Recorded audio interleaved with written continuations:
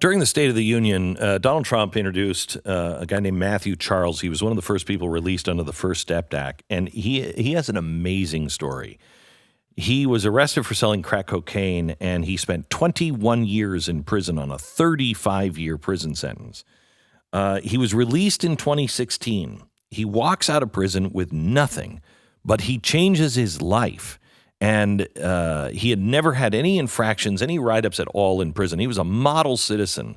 He had turned his life over to Christ. He goes out and he starts, immediately getting involved in his community, in his church. Then he finds out in May of 2018, 2 years later, that was a mistake. You have to go back and serve the remaining decade back in prison. He doesn't throw a fit. He goes back. He was one of the first released on the new criminal justice reform, and we're thrilled to have him. Matthew, welcome to the program. How are you, sir? Is Matthew there? Yes, I am. Hi, how are you, sir? How are you doing, sir? I'm doing okay. I'm great. It is great to talk to you. I remember when they sent you back, and I read that story, and I thought, how is this happening? First of all, the guy's turned into a model citizen, and how is he dealing with that? When you heard you had to go back and serve 10 years, what was that like? I was disappointed, a little bit discouraged, because at the time I had already served nearly 22 years and had been out for 2 years, and because the government had appealed it and successfully won, I was being sent back. And the fact that they couldn't take into account any rehabilitation that had taken place within me during that period caused me to be very disappointed and discouraged. Now, why couldn't they take into account anything that you had done and anything that you had become? Because at the time, there was no actually incentives for rehabilitation. It was just about incapacitation, where you take a person out of society for a particular period of time, and then when that time is up, whether they're changed or not, you release them. And because I was released based on the changes made to the 2010 sentencing guidelines, they had not been made retroactive to me, so therefore I was still required to serve 85% of my sentence. Oh my gosh.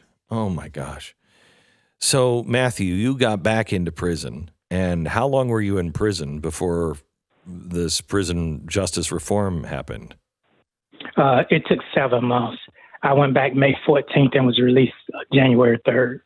And how did you find out about, when you were released? Where were you? What happened? I was in Kentucky at a holding facility waiting to go back to federal prison to serve that remaining 10 years. And during the time that I was rearrested, I was being held in Kentucky. And at the time, the inmates there were speaking about the First Step Act, and they were talking about the different incentives that it had, as well as the discretion that the judges had in their own courtrooms to go below the mandatory minimums. But I didn't know that it was going to actually affect me until late November, early December, when I seen that one of the provisions was that it made retroactive the changes to the 2010 sentencing guidelines. And so did you apply for it? Did somebody else apply?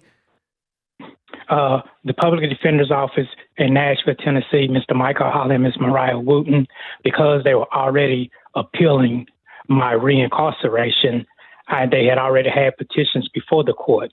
So once President Donald Trump signed it December the 21st, and it became applicable after his signature, they just went on and filed a motion to the district court, since they were already doing filings on my behalf, asking them to release me based on the First Step Act. So, Matthew, I'd like to hear you talk about I was sitting in the chamber during the State of the Union. First of all, how did you get there? Did the president call you? How did you end up at the State of the Union? It would have been nice to get a call directly from the president, but I had actually been invited by his staff via email. I was invited twice. I was invited to the first one, but it didn't take place because there was a government shutdown. Right. And the second time they re-invited me.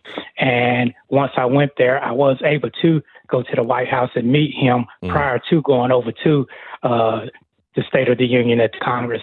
So it was an experience, but I had actually got the invite from his staff on his wife Melania Trump's behalf. So now you're sitting there. The president speaks about you. We all stand up and give you a standing ovation. What was that moment like to a guy who had spent 21 years in prison? Nobody was thinking of.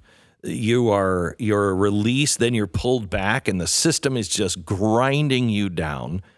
What was that moment like to have the president tell your story, have you stand up, and the members of Congress and the Senate and the White House, the justices, everybody standing up, giving you a round of applause?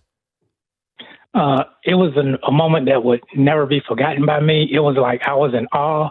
The only thing, as you was expressing those words, the picture that came to my mind was like a cartoon character where the roof of the head of the character just takes off and shoots toward the sky, because it was like unbelievable. So for me, it just felt like that. It was pleasantly overwhelming. I was like, wow, just completely amazed. Never thought in a million years that I would be at the State of the Union, let alone having President Trump to actually speak about that and state welcome home to me.